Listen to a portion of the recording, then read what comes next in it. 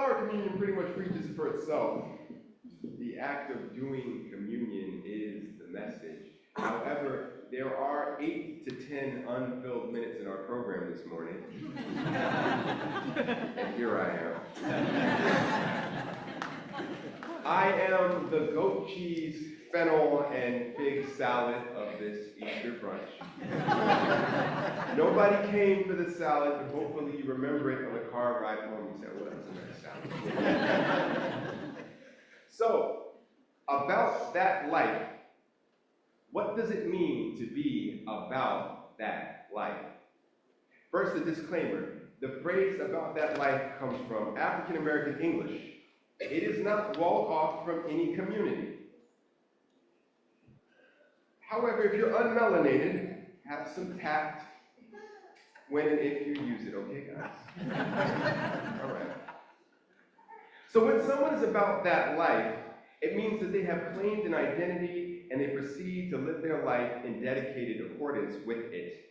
Someone who is not about that life claims an identity, but their actions, their speech, and manifested beliefs, the things they do, say something else. For example, Kobe Bryant was about that life. There we go. Everybody hear me okay? Yes. All right, I heard it drop off for a second. So Kobe Bryant was about that life. 2008 Olympic training camp. The players show up for breakfast at 8 a.m. and in walks Kobe, drenched with sweat, with ice packs on his knees from his pre-practice workout. Nobody made Kobe Bryant get up at 5 a.m. to practice before practice, but Kobe was about that life, the life of being the best possible basketball player he could be. I am a Unitarian Universalist. I don't just work here. I don't just go to a Unitarian Universalist church. I am a Unitarian Universalist, though I am also still and will ever be in the process of lifetime faith formation.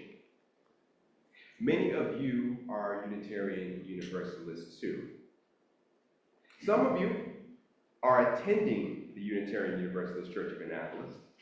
You are a guest, or you are not sure if the label Unitarian Universalist fits you. And guess what? That's fine.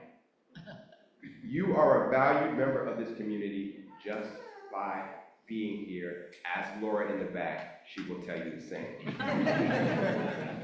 These flowers, they're an expression of that. The coming together of products of different soils to create something beautiful. These are all flowers. Despite their differences in color or shape, they're flowers. And thus, they share certain commonalities. These flowers all began as seeds. A small thing that when planted expresses itself over the course of a life. The plant will take many forms as it grows, but the base of everything that it will be is the seed, the core thing. Unitarian Universalists also have a seed that forms the root of all we should be as people. We call it the first principle, our belief in the inherent worth and dignity of all people. To say that you are a Unitarian Universalist means that you believe and affirm that the inherent worth and dignity of people, of all human life, is the reality of human life on the planet Earth. It's easy to say. Feels kind of good. But my question for us on this day of communion and celebration is, are we really about that life?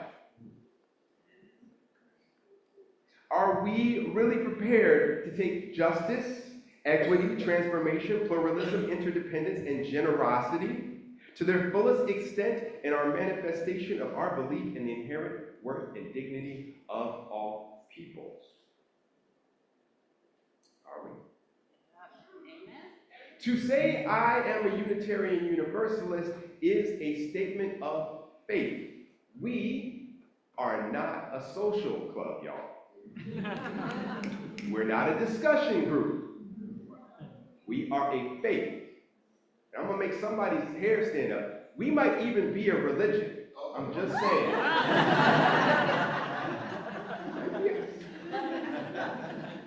And that means that we have beliefs and limitations. We are not a covenant. We are a covenantal faith. We are not a creedal faith. Excuse me. We are a covenantal faith, not a creedal faith. Too many C's in that sentence. And I know that. But to say that we don't have beliefs and subsequent limitations is wrong. We are not the church of you can believe and do whatever you want. Sorry, that's not here. That's not us. I don't know if y'all are getting me yet, so I'm going to ask you a question that'll perhaps help us all synthesize. Why is it probably bad to fire a whole bunch of people who've been deemed unproductive or redundant by a billionaire man-child?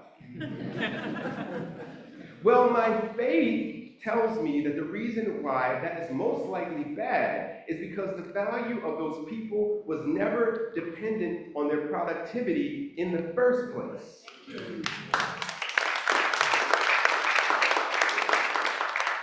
It doesn't matter how short your shift is on the metaphorical grape farm, you still deserve a day's pay because you have inherent worth that is not tied to your productivity.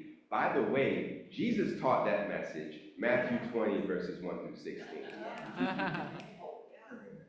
If I am about that life of Unitarian Universalism, then I must police myself so that in my conduct and even in my words, I do not link a person's value to their ability to participate in the market economy.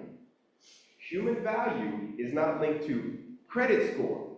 It is not linked to disability status. It is not linked to the presence of substance abuse disorder. It is not linked to criminal record. And it's even not linked to the made-up gang affiliation used to deport people en masse. We are human. There is no they. Let me repeat that. We are human. There is no they. Value is inherent and dignity is a right. That's an easy belief to maintain when talking about people that we like, right? Even easy to maintain when talking about the oppressed. Who doesn't want to be the good gal or the good guy? But it is so very difficult. Come on, come with me now. It is so very difficult, yet just as critical, to affirm the inherent worth and dignity of people who suck.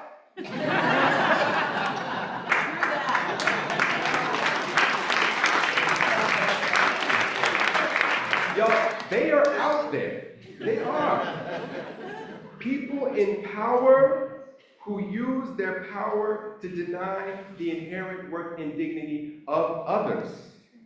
But as Unitarian Universalists, our values and principles apply even to them. They might reject the web of interdependence, but they don't stop being a part of the web of interdependence. They too are human. So on this day where we celebrate our common destiny through the act of flower communion, and on this Easter Sunday where we reflect in some way on the life of a 33-year-old rabbi who stood in front of a Roman judge and confronted certain painful death for his lived beliefs, on this day, I affirm my absolute refusal to allow Benjamin Netanyahu, Vladimir Putin, or even Donald John Trump to bend my faith. I refuse to allow the despots and the dumpster fires of humanity to push me into hate. How can I hold them accountable for their lack of humanity if I forget theirs?